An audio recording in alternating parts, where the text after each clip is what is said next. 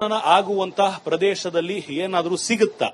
8, 9, 10 ಅಂತ ಆತ ಹೇಳಿದ್ರಿಂದ ಆ 9, 10ರಲ್ಲಿ ಏನು ಸಿಗುತ್ತೆ ಅನ್ನೋದು ಕುತೂಹಲ ಇರುವಂತದ್ದು. ಕಾದು ನೋಡಬೇಕಾಗಿದೆ ಶ್ರೀಲಕ್ಷ್ಮಿ, ಇವತ್ತು ಏನಾಗಬಹುದು ಅಂತ. ಅಭಿಷೇಕ್, ಇನ್ನು ಎಸ್ಐಟಿ ಅಧಿಕಾರಿಗಳು ಕೇವಲ ಧರ್ಮಸ್ಥಳಕ್ಕೆ ಮಾತ್ರ ಸೀಮಿತವಾದ ಪ್ರಕರಣವಾಗಿ ಇದನ್ನು ನೋಡದೆ ರಾಜ್ಯದ ಬೇರೆ ಬೇರೆ ಠಾಣೆಗಳಲ್ಲಿ 95ರಿಂದ 2015ರವರೆಗೂ ಸಂಭವಿಸಿರ್ತಕ್ಕಂಥ ಈ ರೀತಿಯ ಅತ್ಯಾಚಾರ, ಕೊಲೆ ಅಥವಾ ದೌರ್ಜನ್ಯ, ನಾಪತ್ತೆ ಈ ತರ ಅನುಮಾನಾಸ್ಪದ ಪ್ರಕರಣಗಳ ಲಿಸ್ಟ್ ಅನ್ನ ತರಿಸ್ಕೊಳ್ತಾ ಇದ್ದಾರೆ ಅನ್ನೋಂತ ಮಾಹಿತಿ ಇದೆ. ಒಂದು ಕಡೆ ಜಾಗದ ಅಗೆತ ನಡೀತಾ ಇದೆ, ಮತ್ತೊಂದು ಕಡೆ ಥಿಯರಿಟಿಕಲ್ ಆಗಿ ಇನ್ನೂ ಬೇರೆ ಬೇರೆ ತರದ ಆಯಾಮಗಳಲ್ಲಿ ತನಿಖೆಗಳನ್ನ ಮಾಡ್ತಾ ಇದ್ದಾರೆ. ಏನೆಲ್ಲ ಆಗ್ತಾ ಇದೆ ಹಾಗಾದ್ರೆ? ಇನ್ನು ಯಾವೆಲ್ಲ ಆಯಾಮಗಳಲ್ಲಿ ತನಿಖೆ ಸಾಗ್ತಾ ಇದೆ ಅಭಿಷೇಕ್?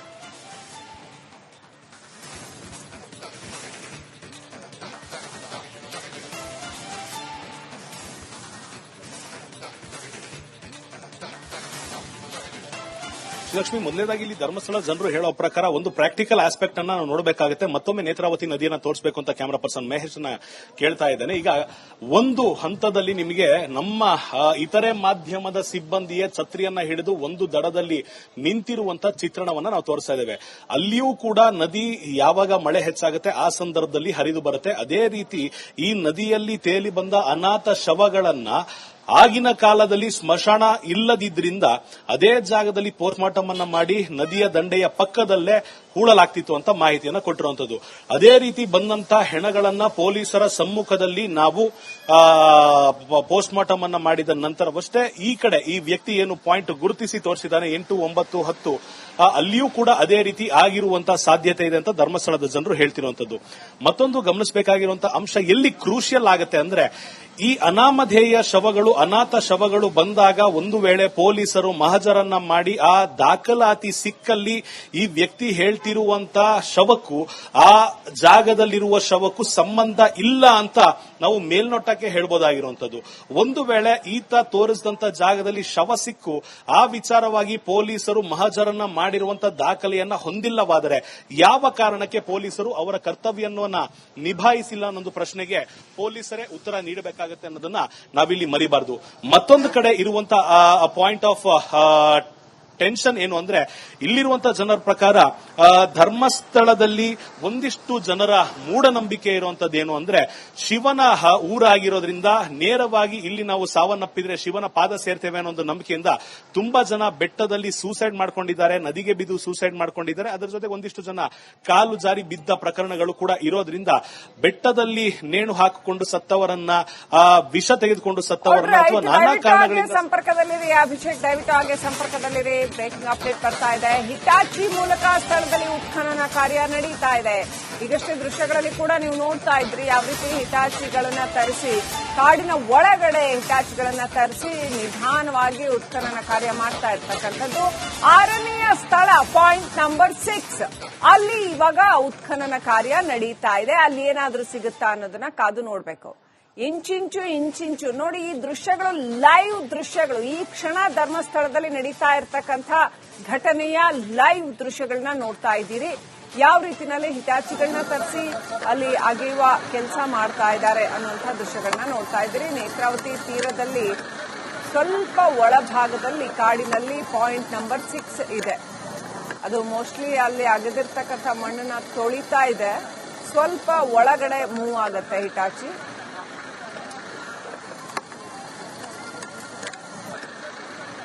ಆಲ್ ರೈಟ್, ಈ ಅಪ್ಡೇಟ್ಗೆ ಸಂಬಂಧಪಟ್ಟಂತೆ ಮಾಹಿತಿ ಪಡ್ಕೊಳ್ಳೋಣ. ನಮ್ಮ ಪ್ರತಿನಿಧಿ ದಿನೇಶ್ ಕಾಶಿಪಟ್ನ ಲೈವ್ ಕನೆಕ್ಟ್ ಆಗಿದ್ದಾರೆ.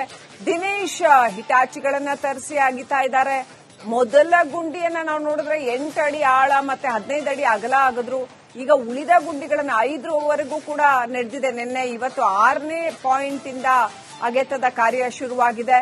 ಎಷ್ಟು ಅಡಿ ಆಳ ಅಗಿತಾ ಇದ್ದಾರೆ, ಎಷ್ಟು ವ್ಯಾಪ್ತಿಯಲ್ಲಿ ಅಗಿತಾ ಇದ್ದಾರೆ, ಆಮೇಲೆ ಇಡೀ ಕಾರ್ಯಾಚರಣೆ ಯಾವ ರೀತಿಯಲ್ಲಿ ಸಾಗಿದೆ, ಇವತ್ತು ಎಷ್ಟರ ಮಟ್ಟಿಗೆ ಪಾಯಿಂಟ್ಗಳನ್ನ ಕವರ್ ಮಾಡಬಹುದು, 5, 6, 7, 8 ಎಷ್ಟು ಕವರ್ ಆಗಬಹುದು ಇವತ್ತು, ಅಲ್ಲಿ ವಾತಾವರಣ ಹೇಗಿದೆ, ಇವತ್ತು ಮಳೆ ಸ್ವಲ್ಪ ಬಿಡುವು ಕೊಟ್ಟಿದ್ಯಾ, ಏನೆಲ್ಲ ಅಪ್ಡೇಟ್ ಇದೆ ದಿನೇಶ್?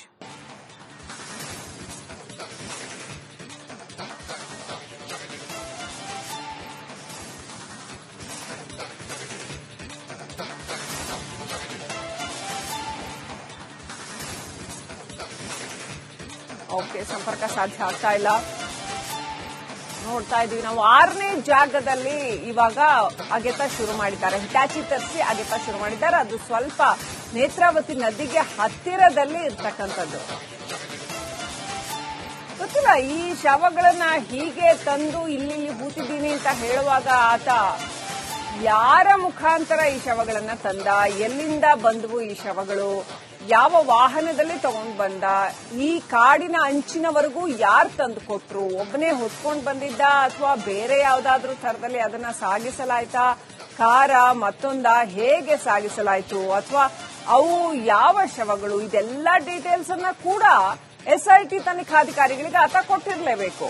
ಅವರು ಈ ಎಲ್ಲಾ ಆಯಾಮಗಳಲ್ಲೂ ಪ್ರಶ್ನೆಗಳನ್ನ ಕೇಳಿರ್ತಾರೆ. ಶವ ಅಂದ ತಕ್ಷಣ ಸ್ಥಳದಲ್ಲಿ ಉತ್ಖನನ ಆರಂಭ ಆಗಿರುವಂತದ್ದು ನೀವೀಗ ದೃಶ್ಯದಲ್ಲಿ ಗಮನಿಸಬಹುದು. ಇದು 6ನೇ ಪಾಯಿಂಟ್ ನಲ್ಲಿ ನಡೀತಾ ಇರುವಂತಹ ಉತ್ಖನನ. ನಿನ್ನೆವರೆಗೆ 5 ಪಾಯಿಂಟ್ಗಳಲ್ಲಿ ಉತ್ಖನನ ಆಗಿತ್ತು. ಮೊದಲ ದಿನ ಮೊದಲ ಪಾಯಿಂಟ್ ನಲ್ಲಿ ಉತ್ಖನನ ಆಗಿದ್ರೆ ನಿನ್ನೆ ಮತ್ತೆ 4 ಪಾಯಿಂಟ್ ನಲ್ಲಿ ಉತ್ಖನನ ಆಗಿತ್ತು. ಒಟ್ಟು ನಿನ್ನೆಗೆ 5 ಪಾಯಿಂಟ್ಗಳ ಉತ್ಖನನ ಮುಗಿದು ಇವತ್ತು 6ನೇ ಪಾಯಿಂಟ್ ನಲ್ಲಿ ಉತ್ಖನನ ಆರಂಭ ಆಗಿರುವಂತದ್ದು ನೀವು ನೇರ ದೃಶ್ಯಗಳಲ್ಲಿ ಕೂಡ ಗಮನಿಸಬಹುದು. ಇದು ನೇತ್ರಾವತಿ ನದಿ ತಟದಲ್ಲೇ ಈ ಒಂದು ಪಾಯಿಂಟ್ ಇರುವಂತದ್ದು. ಇಲ್ಲಿ ಈಗಾಗಲೇ ಉತ್ಖನನ ಆರಂಭ ಆಗಿರುವಂತದ್ದು. ಸದ್ಯಕ್ಕೆ ಕಾರ್ಮಿಕರನ್ನು ಬಳಸಿಕೊಂಡು ಈ ಒಂದು ಉತ್ಖನನ ಪ್ರಕ್ರಿಯೆ ಆಗ್ತಾ ಇರುವಂತದ್ದು.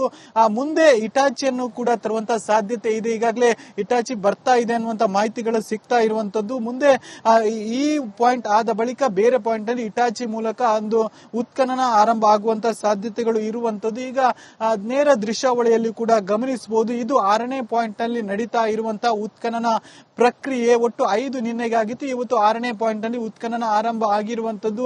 ಅಧಿಕಾರಿಗಳು ಅಲ್ಲೇ ಇದ್ದು ಎಲ್ಲ ಉತ್ಖನನದ ಮೇಲುಸ್ತುವಾರಿಯನ್ನು ನೋಡ್ತಾ ಇರುವಂತದ್ದು. ಸ್ಥಳದಲ್ಲೇ ಎಸ್ಐಟಿಯ ಮುಖ್ಯಸ್ಥರಾದ ಅಂದ್ರೆ ಎಸ್ಐಟಿ ಅಧಿಕಾರಿಯಾದಂತಹ ಜಿತೇಂದ್ರ ದಯಾಮ್ ಅವರಿದ್ದಾರೆ, ಅರಣ್ಯ ಇಲಾಖೆಯವರಿದ್ದಾರೆ, ಜೊತೆಗೆ ಕಂದಾಯ ಇಲಾಖೆಗೆ ಸೇರಿದಂತವರು ಕೂಡ ಅಲ್ಲೇ ಸ್ಥಳದಲ್ಲಿ ಇದ್ದು ಉತ್ಖನನ ಪ್ರೋಸೆಸ್ ಅನ್ನು ನೋಡ್ತಾ ಇರುವಂತದ್ದು. ಅಲ್ಲೇ ಈಗ ಉತ್ಖನನ ಆರಂಭ ಆಗಿರುವಂತದ್ದು. ಅಂದ್ರೆ ನಿನ್ನೆವರೆಗೂ ಕೂಡ 5 ಆದ್ರೆ ಇವತ್ತು 6ನೇ ಉತ್ಖನನ ಇದು ನಡೀತಾ ಇರುವಂತದ್ದು. ಇದು ಇರುವಂತದ್ದು ನೇತ್ರಾವತಿ ನದಿ ತಟದಲ್ಲಿ, ಅಂದ್ರೆ ನೇತ್ರಾವತಿ ನದಿಯಿಂದ ಸ್ವಲ್ಪ ದೂರದಲ್ಲೇ ಈ ಒಂದು ಉತ್ಖನನ ಆಗಿರುವಂತದ್ದು. ಆ ಭಾಗದಲ್ಲಿ ದಟ್ಟ ಅರಣ್ಯ ಇರುವಂತದ್ದು. ಅರಣ್ಯದ ಕೆಳಭಾಗದಲ್ಲಿ ಆತ ತೋರಿಸಿದಂತ 6ನೇ ಸ್ಥಳ ಇರುವಂತದ್ದು. 6ನೇ ಸ್ಥಳದಲ್ಲಿ ಉತ್ಖನನ ಕಾರ್ಯ ಅನ್ನುವಂಥದ್ದು ಈಗಾಗಲೇ ಬರದಿಂದ ಸಾಕ್ತಾ ಇರುವಂತದ್ದು. ಇವತ್ತು 6, 7, 8 ಮಧ್ಯಾಹ್ನದ ಊಟದ ವಿರಾಮಕ್ಕೂ ಮೊದಲು ಮಾಡಿದ್ರೆ ಆ ಬಳಿಕ 9 ಮತ್ತು 10 ನಡೆಸುವಂತಹ ಸಾಧ್ಯತೆ ಇದೆ. ಇದರ ಜೊತೆಗೆ ಇವತ್ತು ಹೆಚ್ಚಿನ ಕಾರ್ಮಿಕರನ್ನು ಕೂಡ ನಿಯೋಜನೆ ಮಾಡಿದ್ದಾರೆ ಅನ್ನುವಂತ ಮಾಹಿತಿ ಇರುವಂತದ್ದು. ಹೀಗಾಗಿ ಇವತ್ತು ಒಟ್ಟು 13 ಕೂಡ ಮುಗಿಸುವಂತ ಯೋಜನೆ ಹಾಕಿದ್ದಾರೆ. ಆದ್ರೆ 10 ಮುಗಿಸಲೇಬೇಕು ಅನ್ನುವಂತ ಪಕ್ಕಾ ಪ್ಲಾನ್ ಅನ್ನು ಕೂಡ ಹಾಕಿಕೊಂಡು ಇರುವಂತದ್ದು. ಅಂದ್ರೆ ಊಟದ ವಿರಾಮಕ್ಕೂ ಮೊದಲು 3, ಆ ಊಟದ ವಿರಾಮ ಆದ ಬಳಿಕ 2, ಹೀಗೆ ಒಟ್ಟು ಇವತ್ತು 5 ಪಾಯಿಂಟ್ಗಳಲ್ಲಿ ಅಗೆಯುವಂತ ಪ್ರೋಸೆಸ್ ನಡೀಲಿಕ್ಕೆ ಇರುವಂತದ್ದು. ಇದಕ್ಕೆ ಬೇಕಾದಂತ ಎಲ್ಲ ಸಿದ್ಧತೆಗಳನ್ನು ಕೂಡ ಮಾಡಿಕೊಂಡು ಇರುವಂತದ್ದು ದೂರದಲ್ಲಿ ಗಮನಿಸಬಹುದು. ಸಾಕಷ್ಟು ಅಧಿಕಾರಿಗಳು ಕೂಡ ಅದೇ ಪ್ಲೇಸ್ ನಲ್ಲಿ ಇರುವಂತದ್ದು. ನಾವು ಆ ನದಿಯ ಈ ಭಾಗದಲ್ಲಿ ಇದ್ರೆ ಆ ನದಿಯ ಆ ಭಾಗದಲ್ಲಿ ಈಗಾಗಲೇ